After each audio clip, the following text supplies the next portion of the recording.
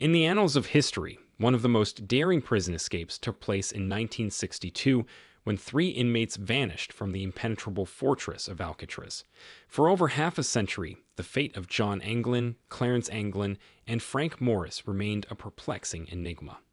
Officially declared drowned in the treacherous San Francisco Bay, the mystery took an intriguing twist in 2013. One of the convicts who escaped Alcatraz in 1962 may have surfaced. In 1962, three men escaped from Alcatraz and have remained missing ever since. The FBI believed they drowned in San Francisco Bay, but a letter allegedly sent by one of the escapees, John Anglin, in 2013 claims they successfully escaped. Anglin, now 83 and reportedly in poor health, offers a deal to the police. The three men who escaped from Alcatraz in 1962 are the only ones in history who have not been found. The men are still missing. According to Donald O'Keefe, U.S. Marshal for the Northern District of California, the FBI has long maintained that the escapees drowned, possibly swept out to sea by the strong currents in San Francisco Bay. However, there is a letter that the man claiming to be one of the escapees, John Anglin, allegedly sent to the San Francisco police in 2013. According to CBSF, the letter claims to be from John Anglin, who says he escaped from Alcatraz with his brother Clarence and Frank Morris in 1962. According to the letter, John Anglin is currently 83 years old, in poor health and suffering from cancer. He admits that they all managed to escape that night, but only just.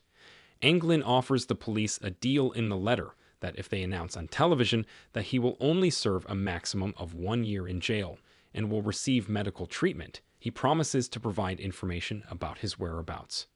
According to the United States Marshal Service, which is the only federal agency still actively working to catch the three fugitives, the letter was sent to the U.S. Marshals, who forwarded it to the FBI for forensic handwriting analysis.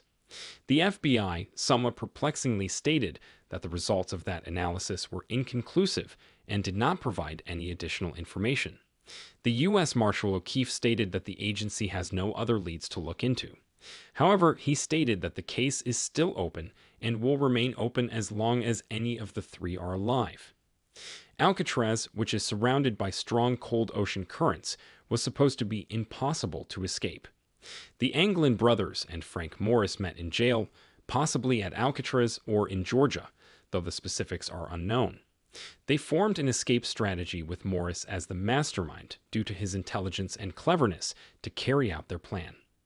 The three convicts and a fourth named Alan West used kitchen spoons and a Hoover drill to open vents in their cells. These vents can connect to an unprotected utility corridor behind the cell block.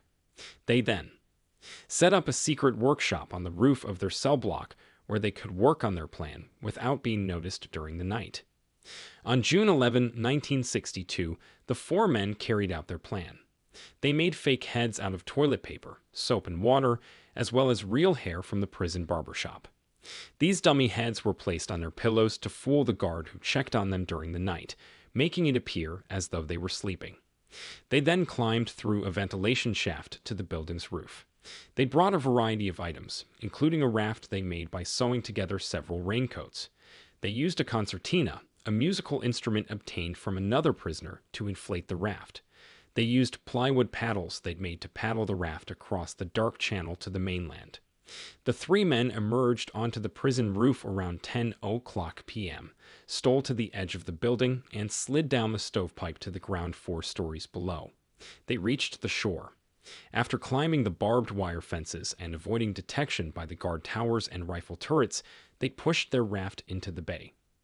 From there, in the 55 years since the escape, various leads, rumors, and stories about the men's whereabouts have emerged. Bud Morris, an 89-year-old man from Georgia, told a local news station in 2011 that he was Frank Morris's cousin, that he personally delivered envelopes of cash to a prison guard at Alcatraz, and that he met Frank in a park near San Diego. After the escape in 2016, the Anglin family showed a photo to 11 Alive, a news outlet in Atlanta that they claimed was of John and Clarence in Brazil.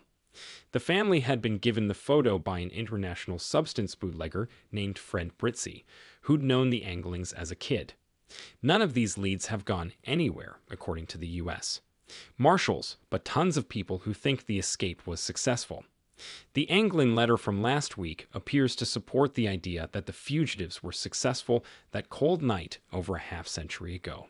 The other possibility is that whoever helped the three convicts in escaping that night, whoever assisted them in re-entering society under aliases, is keeping their mouths shut.